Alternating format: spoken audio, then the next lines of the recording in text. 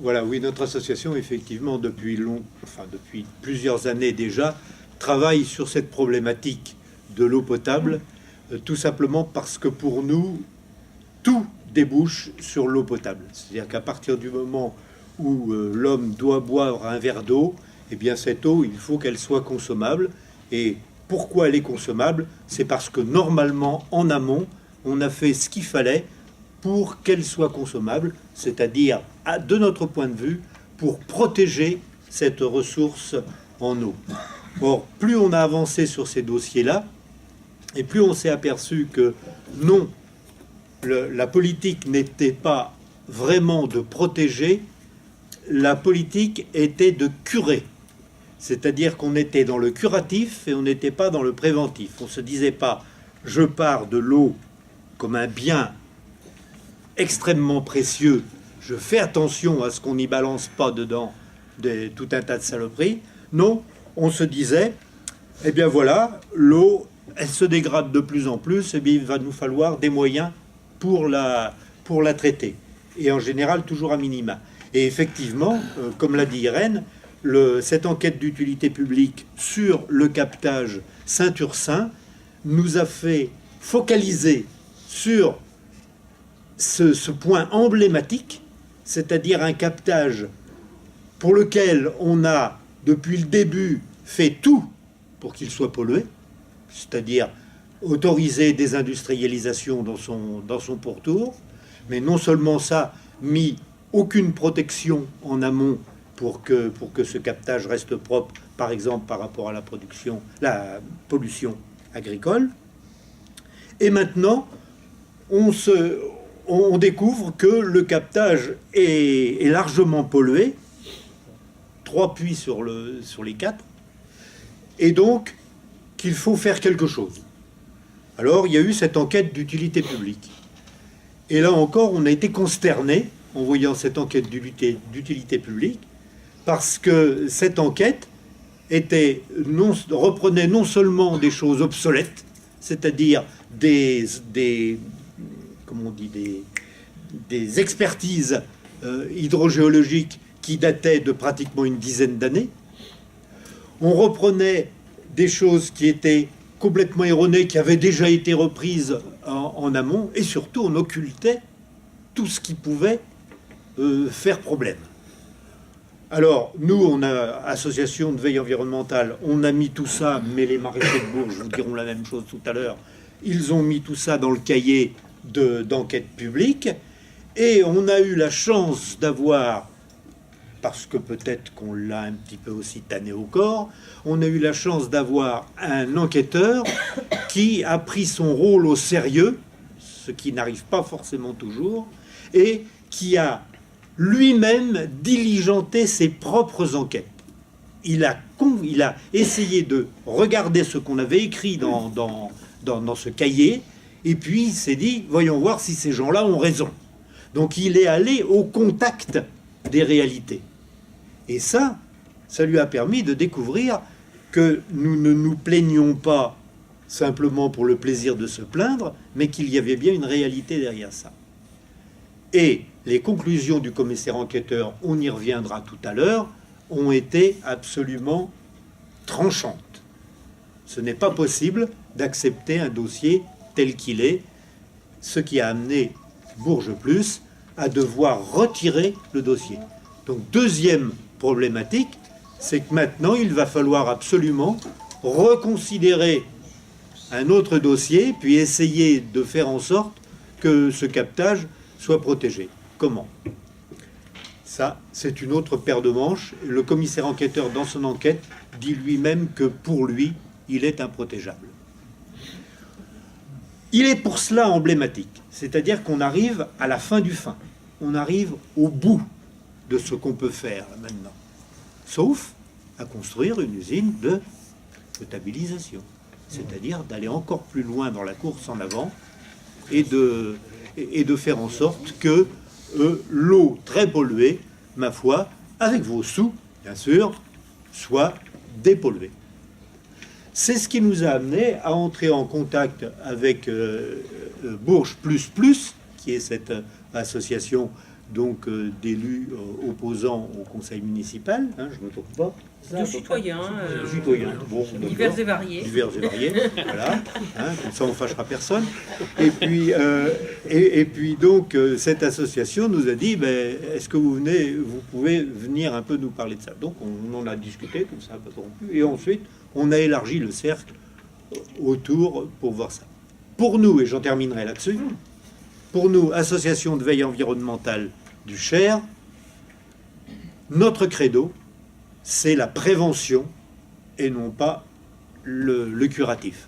À partir du moment où on va prendre des mesures politiques courageuses pour dire il faut faire en sorte qu'on ne pollue pas notre... Alors, de plus en plus, j'ai du mal à dire ressources en eau potable. Notre bien commun, l'eau, tout simplement, qu'elle soit potable, qu'elle soit des rivières, qu'elle soit partout, l'eau, c'est un bien commun. L'air est un bien commun. On ne peut pas s'en passer. La terre est un bien commun. On ne devrait pas la polluer. Voilà. Et bien, à partir du moment où on prendra en main cela en amont, là, nous, on sera aux côtés de ces élus-là, et puis on les aidera à faire ce qu'il en est. Le curatif, ça mènera forcément à de plus en plus de curatifs, jusqu'à l'impasse. Rappelez-vous que le premier curatif qui a été employé ici, c'est au captage du Porche, quand d'un seul coup on s'est aperçu que les nitrates dépassaient les 50 mg par litre, qui est la norme française et non pas la norme européenne, qui elle est à 25 mg par litre. Eh bien, on s'est dit, il faut faire quelque chose. Alors, qu'est-ce qu'on fait? On tire un tuyau de la Loire, là-bas, à Héry, de la nappe alluviale de la Loire, 60 km de tuyaux, avec vos sous, 60 km de tuyaux pour amener l'eau potable à Bourges, la diluer avec le Porche et retomber à 35 mg par litre. Et là, on fait cocorico dans la presse. C'est la première étape. Et quand on ne pourra plus faire ça, on fera comme à Vierzon. On mettra une usine de potabilisation de l'eau. Donc, nous, c'est pour ça qu'on est là ce soir. C'est pour répondre à vos questions sur comment on peut faire pour protéger en amont, pour faire du préventif. Peut-être que pour que tout le monde ait ça en tête, je dis un petit mot sur l'eau, elle vient d'où à Bourges. En fait, donc l'eau, c'est géré par l'agglomération aujourd'hui. Donc c'est Bourges Plus. Nous avons 5 sources d'eau aujourd'hui dans l'agglomération. La plus importante, elle vient d'être citée, pratiquement, enfin, à égalité. Il y a de l'eau qui vient de ce qu'on appelle le Porche. C'est en amont du Val d'Oron. Ce sont des forages donc souterrains sur des nappes d'eau qui viennent de la partie Champagne-Berrichonne qui est au sud. Une eau donc assez chargée en nitrate, trop chargée en nitrate. Ça fait 32% de l'alimentation berrulienne. Le deuxième gros volume, 38%, c'est le captage dans la Loire, à Héry, qui est finalement l'eau propre qui sert à diluer tout le reste. Le troisième, c'est le captage Saint-Ursin, 16% de l'alimentation, qui lui a une teneur en nitrate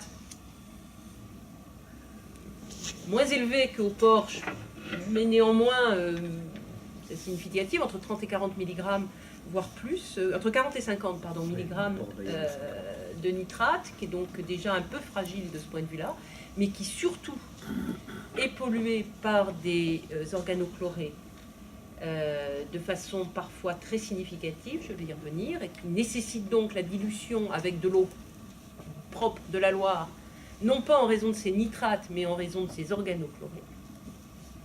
Et puis il y a pour l'agglomération 2 autres sources, mais qui ne concernent pas Bourges. La source dite du Prédé, qui était en fait l'alimentation de Saint-Doulchard du temps où c'était géré de façon communale, et puis de l'eau qui est rachetée à des réseaux ruraux pour les communes du sud de l'agglomération, les communes rurales du sud de l'agglomération. Voilà. Donc pour Bourges, c'est le Porche, la Loire, Saint-Ursin. Si on supprime l'une de ces trois sources, on est dans un grand embarras, parce que si on supprime le Porche, on ne va plus avoir assez de volume. Si on supprime Héry, on n'aura pas d'eau pour diluer le reste. Et si on supprime Saint-Ursin, en cas d'accident sur Héry et sur la Loire, on n'a plus assez de volume non plus, et surtout, on a des teneurs en nitrate trop fortes qu'on ne peut pas diluer sur le Porche. Donc on a besoin des trois. D'accord. Et puis, dernière information que je donne, je pense un peu en préambule, c'est que pour ces forages, c'est vrai sur le Porche, mais c'est vrai sur Saint-Ursin, en réalité, on avait plusieurs forages qui vont chercher des nappes de plus en plus profondes. À Saint-Ursin, le forage qui captait la nappe la plus superficielle, celle qui est alimentée au plus proche, et notamment sur la zone industrielle et commerciale, ce forage-là a dû être abandonné parce que là, c'est foutu. Les pollutions sont telles que on peut diluer tout ce qu'on veut, on n'y arrivera plus. Donc voilà déjà quelque chose sur lequel on peut mettre une croix. Sont exploités les forages qui sont plus profonds, dans des nappes qui sont moins polluées, mais qui néanmoins, en l'état, ne peuvent pas être distribuées. Il faut les couper pour arriver à des normes de potabilité qui peuvent être débattues, c'est ce que Willy Beteau introduisait dans le débat, hein, mais je dirais débattu ou pas, on ne peut pas, enfin, on est hors norme, là-dessus il n'y a pas de débat, j'allais dire, on est hors norme si on devait les distribuer en état. C'est pas, voilà, ça serait inconnu. D'où ces systèmes de dilution.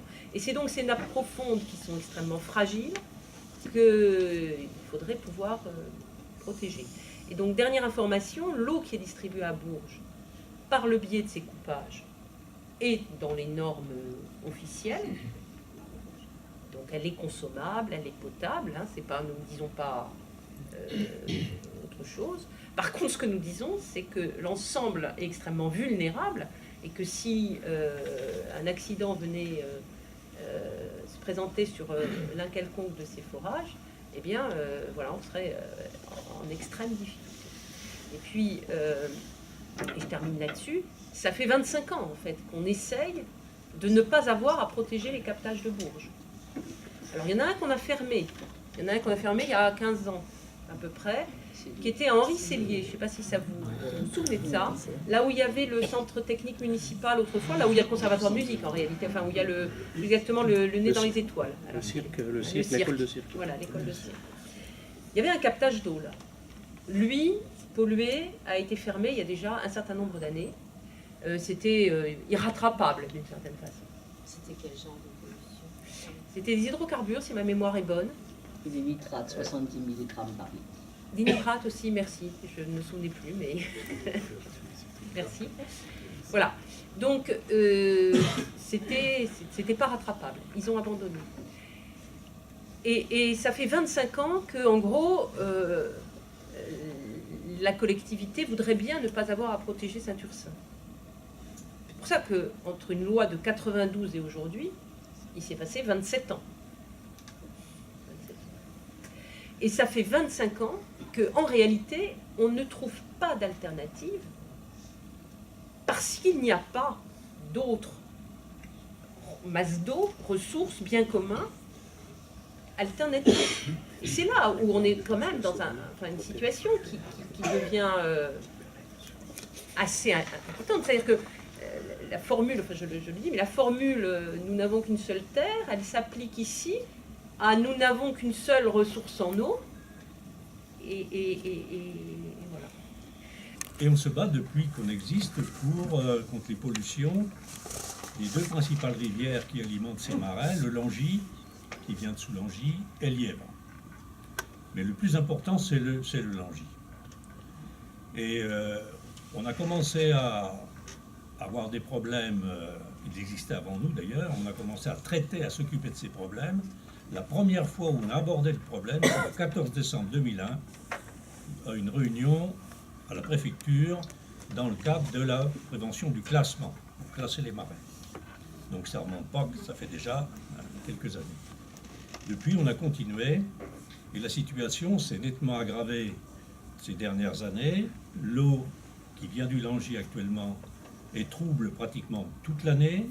Il y a toute une partie de la végétation qui a disparu dans l'ensemble des marais d'en haut, sur une vingtaine d'hectares, dans tous les grands fossés. Il n'y a pratiquement plus de végétation. Et les maraîchers s'inquiètent évidemment de savoir avec quoi ils arrosent. Et lorsqu'on a, en 2010, regardé un petit peu les précautions qui étaient prises dans le plan local d'urbanisme, notamment s'il y avait des choses, il n'y avait pas grand-chose ou presque rien. Par contre, dans ce plan local d'urbanisme, il y avait en annexe l'étude qu'a fait un spécialiste sur la protection effectivement du captage de Saint-Ursin. Et dans son écrit, il était très réservé quant à la possibilité de protéger ce captage. Donc à partir de là, on s'est intéressé non seulement à l'eau de nos rivières, mais en plus évidemment à ce captage, parce que là on est au cœur, il est vraiment au cœur des marais. Et quand on a consulté effectivement le dossier de l'enquête publique, on s'est aperçu qu'il prévoyait par exemple pour les maraîchers, au cas où l'enquête aurait été acceptée, d'exiger par lettre recommandée aux maraîchers de ne plus utiliser de produits phytosanitaires chimiques. Ça, pour nous, ça ne nous pose aucun problème. On est pour, bien sûr. On se bat depuis des années pour la disparition de ces produits. Mais curieusement, il ne disait rien sur les eaux du Langy. Or, on sait, et tout le monde sait, y compris les pouvoirs publics depuis longtemps, que ces eaux sont vraiment polluées. Puisque les premières analyses qu'on avait demandées en 2006, ils ont, par exemple, à l'arrivée du Langy, dans les vases, trouvé du plomb en excès. La norme, c'est 100 mg par kilo de sédiments secs, on était à 110 ou 120. Puis les hydrocarbures également. Et ça s'est aggravé depuis, puisque la ville qui a entrepris des dévasements sur les grands axes de ces marais d'en haut est obligée de faire des analyses de vases pour pouvoir déposer ces vases sur les parcelles voisines. Or, moi qui suis au milieu de ces marais, lorsqu'il était question de dévaser le grand axe, le grand fossé qui passe devant mon marais, en 2015, la ville a fait 7 prélèvements. Sur les 7, il y avait 4 prélèvements qui étaient hydrocarbures, qui étaient hors normes, dont un qui était à 70 mg au lieu de 22. Donc la ville avait 2 solutions, soit extraire les vases et les emmener sur un site spécialisé pour les traiter, soit les laisser en place. C'est ce qu'elle a fait. Et ils y sont toujours. Sauf si une crue les déplace, les fait bouger. C'est ce qui se produit bien souvent. Donc voilà la situation. Je résume parce qu'il y a eu d'autres analyses depuis qui vont dans le même sens, et pas seulement des hydrocarbures. Donc ne pas tenir compte de cette question pour protéger le captage de Saint-Ursin, ça ressemble à rien. C'est complètement nul. Donc on l'a écrit effectivement dans le compte-rendu qu'on a adressé au commissaire enquêteur en disant mais c'est pas possible, c'est vraiment non seulement il faut traiter ces eaux, alors c'est sans doute compliqué parce qu'ensuite on est dans des zones maintenant qui sont urbanisées un peu partout. Il faut faire des décantations, il faut trouver d'autres solutions. Les techniques existent, mais il faut des sous, bien sûr. Mais on ne peut pas protéger ce captage sans au minimum déjà faire ça. Et effectivement, ce ne sera pas gagné. Parce que non seulement il y a les problèmes des eaux du Langy, mais il y a aussi des problèmes d'eau usée qui nous viennent. Parce que comme par hasard, quand le Langy est en crue et qu'il nous amène des tonnes de terre, de déchets, de détritus de toutes sortes, il n'y a pas que des hydrocarbures dedans. Il y a aussi d'autres crasses, pour être poli. Et puis, il y a le long de la chaussée de Chappe, par exemple, il n'y a pas de réseau public d'évacuation des eaux usées. On avait posé la question à M. Chamiot lorsqu'il était maire à un moment donné, en remplacement de M. Lepelletier, Ils ont fait une étude pour faire un système d'évacuation des eaux usées sur le long de la chaussée Chappe. Ils l'ont abandonné parce que trop coûteux. N'empêche que la situation, alors là, c'est particulier, ils aient des systèmes de traitement des eaux usées qui soient vraiment aux normes et performants. Mais quand on regarde un certain nombre de fossés qui débouchent notamment au bord du chemin de Saint-Ursin, ça paraît vraiment pas évident. Donc voilà la situation de ce captage, en résumé. Effectivement, il y a un puits qui est fermé, parce qu'il y avait trop d'hydrocarbures, et pas seulement des hydrocarbures, ouais, c'est ce que tu as dit tout à l'heure. Et il y a les autres. Mais les autres, pour l'instant, ils sont toujours sévèrement menacés. Et j'insiste bien, l'expert qui a fait son enquête en 2010 était plus que réservé concernant la protection passive de ce captage. On a commencé avec Meun-sur-Yèvre où il y avait aussi un captage d'eau, et ce captage, chroniquement, il était pollué. Et donc depuis 2009, l'eau était distribuée par dérogation. Donc notre association, pendant 10 ans, on s'est battu, et au final, au bout de 10 ans, on a réussi, parce que c'est madame, comment s'appelle déjà ? La ministre. Marisol Touraine, qui a pris la chose en main, et c'est devenu une affaire d'État. Parce qu'il y a eu 3 dérogations déjà, et voilà. Donc, Je peux juste intervenir juste pour conforter ce que tu dis, puisque je suis dans la commission. Parlez fort là.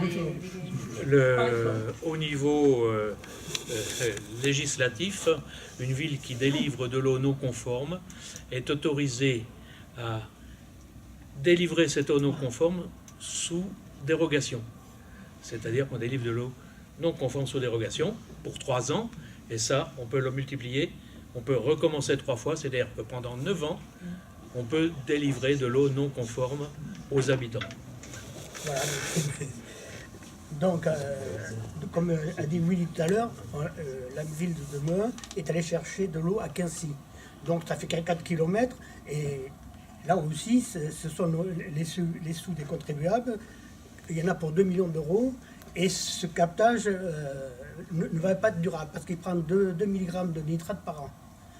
Donc il se trouve dans une petite forêt, là, de rien du tout, mais et tout autour, il y a de grosses propriétés céréalières qui balancent pas mal de nitrate et de saloperies, quoi. Il a été mis en service la Jeunesse 2 à partir Du 1er janvier, du 1er janvier 2018, parce qu'il y avait donc ces 3 dérogations et que Marisol Touraine, qui nous avons écrit directement au ministre, c'est la solution que nous avons trouvée, parce que nous n'avions aucune écoute nulle part. Donc les différents ministres depuis 2009, Borloo, jusqu'au Morizet, écrivaient à la préfecture mettait la pression sur le maire, Monsieur Pilet, qui est bien connu, sénateur, qui était aussi président du SMAER, qui était bien au courant de toute la question. Et comme on ne voyait rien bouger, puis qu'on se disait, mais ça va durer longtemps, hein, ces dérogations, donc Marisol Touraine a écrit à la préfecture en disant, voilà, c'est une affaire d'État, maintenant il faut prendre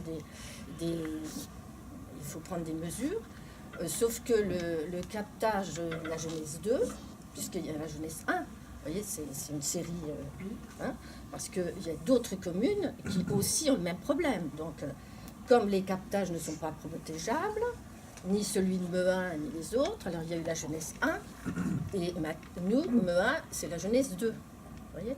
Sauf qu'il est déjà contaminé. Il y a des problèmes, parce que, bon, fermer un captage et en ouvrir un autre, c'est pas si facile.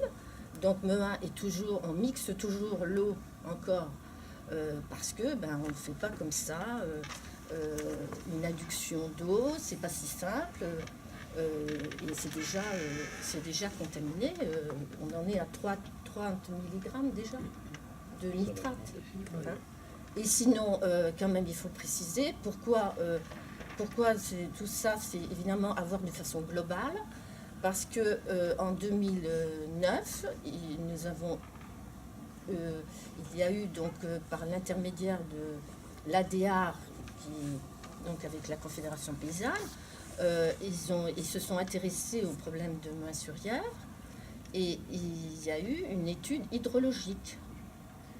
Parce que les personnes qui s'intéressaient à cette contamination du captage de Mehun, donc voulaient savoir si on pouvait le protéger.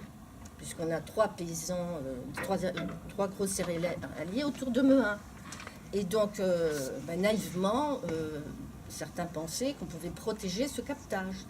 Sauf que l'étude hydrologique a démontré que cette contamination, essentiellement par les pesticides et les nitrates, venait de la Champagne-Berrichonne et que nous avions la même contamination qu'à Bourges. Sauf que Bourges, l'eau était conforme parce qu'elle était mixée avec l'eau de la Loire. À l'époque, c'est ce qu'on nous a dit en 2009. Voilà. Et nous, elle n'était pas conforme parce qu'elle dépassait les 50 mg. Et le maire, M. Pilet, comme vient de dire Jean-Pierre Thirion, eh bien, en tant que maire, il a cherché à se protéger aussi juridiquement. Et donc, ces dérogations servent à protéger les maires. Sauf que là, on vient d'être connecté à Quincy, et pour nous qui nous sommes battus pour l'information à la population, il n'y en avait aucune. Aucune. Quand les personnes interrogées, les employés de la mairie ou même le maire, c'était l'eau est bonne pour la santé. Aujourd'hui, dans les lettres de la préfecture, la préfète a bien écrit que l'eau était fortement dégradée. D'ailleurs, si on ferme un captage, la plupart du temps, c'est parce qu'elle est fortement dégradée, sauf si c'est un manque de débit par certains endroits, mais là, c'est pas le cas. Donc, ça vient. Et alors, un manque d'information à la population, ce qui, pour nous a paru pendant des années criminel. Même les femmes enceintes n'étaient pas informées. On nous répondait qu'il y avait un filet, un entrefilet dans le journal. Et nous, ça nous a paru non seulement un crime environnemental, mais un crime humanitaire. Et nous, fermer un captage, on n'est pas encore fermé sur une Mehun, mais il est en passe de l'être, ne nous paraît pas une solution, parce que qu'est-ce qui se passe? On continue à polluer. Les paysans autour de Mehun continuent à polluer, les paysans de la Champagne-Berrichonne continuent à polluer, parce que l'étude hydrologique a démontré, à notre grand étonnement, que cette pollution de Mehun-sur-Yèvre, qui était forte, avec atrazine, nitrate, enfin toutes sortes de pesticides, des molécules, 300 molécules de pesticides, venait de la Champagne-Berrichonne. Alors par contre, à Foissy, il n'avait pas autant de pollution que nous, vous voyez, dans les autres communes. Donc l'eau coule, et donc le problème de Bourges, c'est le problème de toutes les communes qui sont dans le Sidon, si vous voulez. Oui. Donc c'est un problème global. Je me présente, je suis Paul-André Auvrin, j'ai été en charge de l'environnement dans la première municipalité, Le Pelletier. Et moi aussi, je suis comme vous préoccupé. Et je voudrais rappeler une anecdote, prenez-la comme une anecdote, mais je vous demande quand même de la vérifier.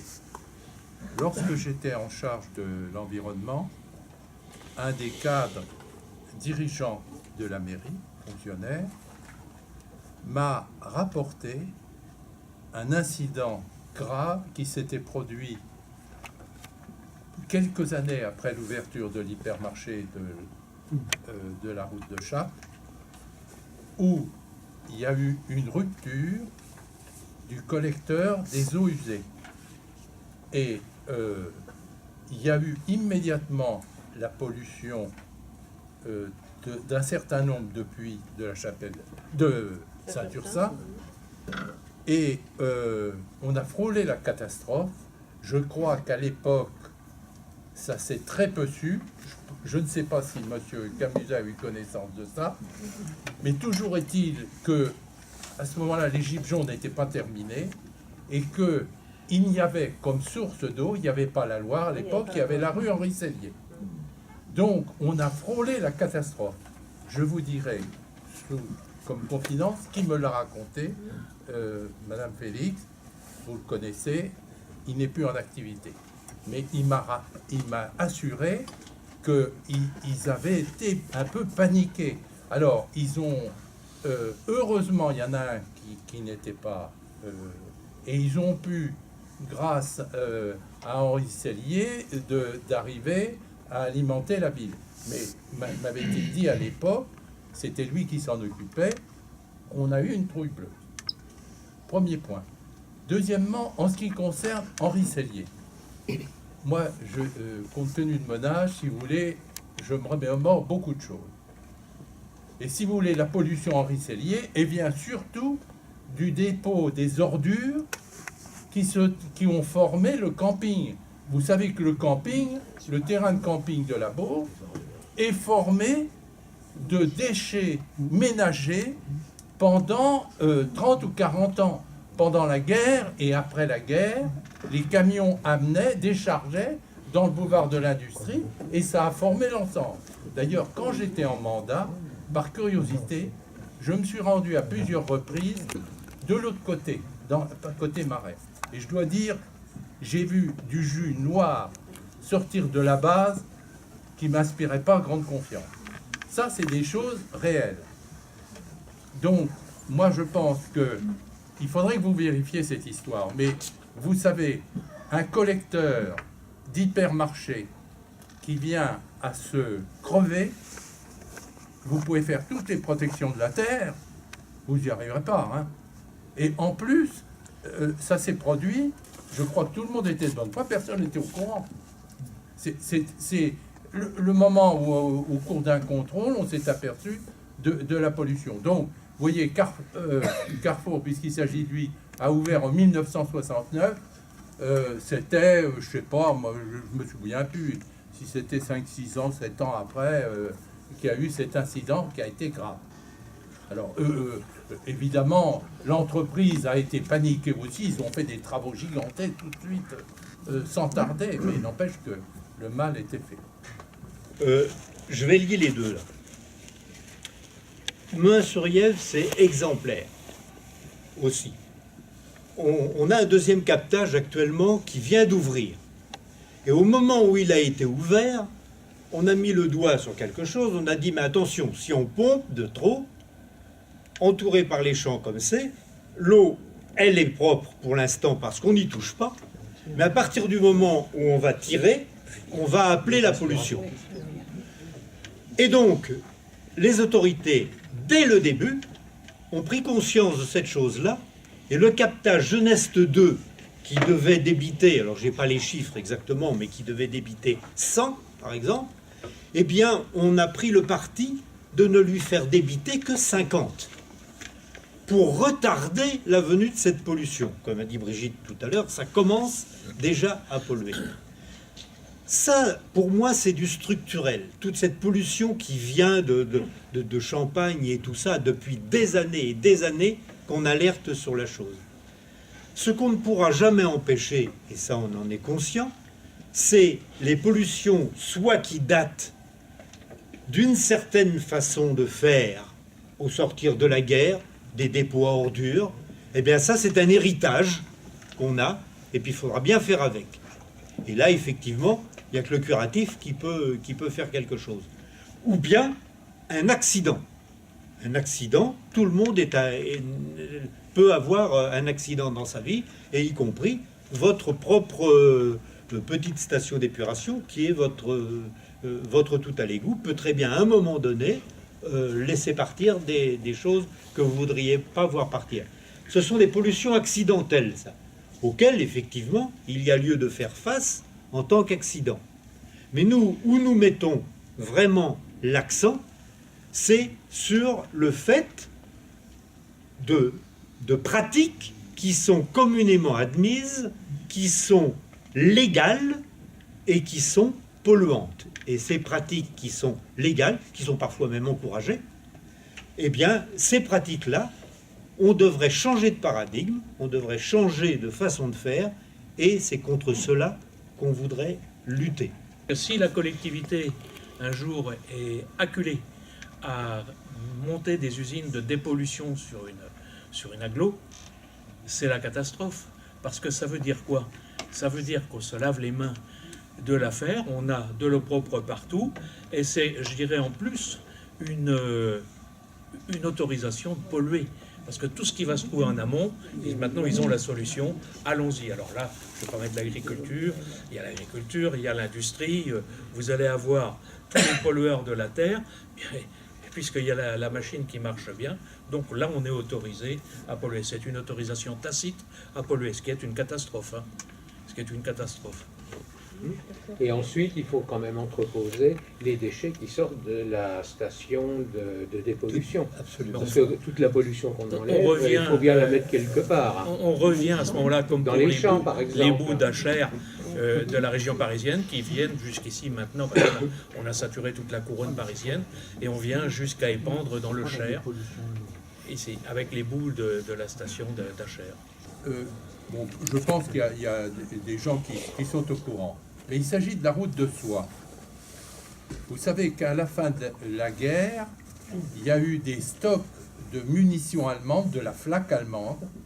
La flak allemande était l'artillerie aérienne des Allemands, qui ont été entreposés route de soie dans une partie des carrières de Dun. Or, c'est le ministère de l'air, à l'époque, qui était chargé de ce dossier-là. À l'époque, je ne sais plus dans quelle année, mais dans les années 85, par là, les autorités se sont quand même inquiétées. Vous savez qu'après la guerre, il y avait eu un très grave accident dans les carrières de Dun, où il y a eu des morts. Et on s'est interrogé sur le déménagement de ces obus. Il y en a des milliers. Hein. Et on a fait faire des devis. Il a été fait un devis. On m'a rapporté qu'à l'époque, il y en avait pour 1 milliard de francs pour retirer tout ça avec des précautions. Et puis, voyant ça, finalement, l'armée de l'air avait probablement pas les financements pour le faire. Eh bien, on a tout simplement bétonné le dessus. Et d'ailleurs, vous voyez, si vous prenez la route de soie, sur la gauche, derrière l'usine de produits caoutchouc, là, vous avez un engrillagement et une zone interdite. Eh bien, c'est là-dedans. Donc, rendez-vous compte, à ce moment-là, le Porsche n'existait pas. Or, vous êtes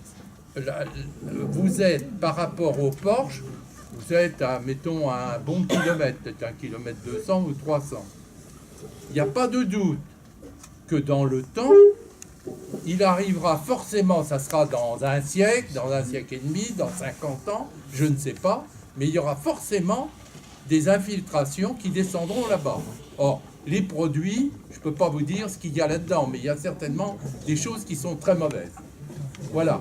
Et ça, c'est une chose, moi, que j'ai connue pendant mon mandat, et j'ai été surpris parce que je crois qu'on n'en fait pas état maintenant.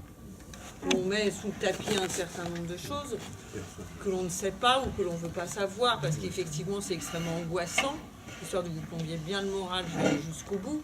C'est-à-dire qu'on ne sait pas combien de temps la vie de ces molécules dans le sol et dans l'eau peut durer.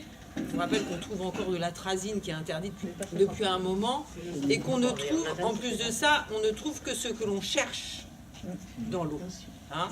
Donc déjà, il y a sûrement un certain nombre de choses qu'on n'a pas cherchées et que donc on ne trouve pas, et qu'il reste quand même l'interrogation, au-delà de la dangerosité d'un produit, de ce qu'on appelle l'effet cocktail, d'un certain nombre de molécules qui mélangées, dont on ne sait absolument rien sur le long terme, sur les générations futures, de ce que ça peut donner. Je veux dire, ça reste quand même très interrogatif. Voilà. Et notamment, on est depuis des années où on réfléchit sur ce qu'on disait, c'est que c'est la dose qui fait le poison, c'est-à-dire que plus vous en avalez et plus c'est dangereux. Aujourd'hui, avec certaines molécules, on se rend compte que c'est pas ça du tout, et que à dose vraiment extrêmement petite, c'est parfois plus dangereux que quand on en prend plus. Donc on est quand même dans quelque chose d'extrêmement inquiétant, je vous l'accorde, mais surtout on ne sait pas et on continue à jouer aux apprentis sorciers pour, voilà, monsieur disait que c'était effectivement des questions d'ordre politique, de décision politique. Donc voilà, effectivement, et je voudrais quand même pas qu'on jette trop l'opprobre non plus sur les agriculteurs, et c'est moi qui vais le dire, parce qu'effectivement, ils font aussi ce qu'on leur a appris, et que c'est compliqué de changer ses habitudes, et qu'il y a nécessité, au-delà de la pression de la population et des citoyens, il y a aussi nécessité d'un accompagnement réel et concret pour que les choses évoluent.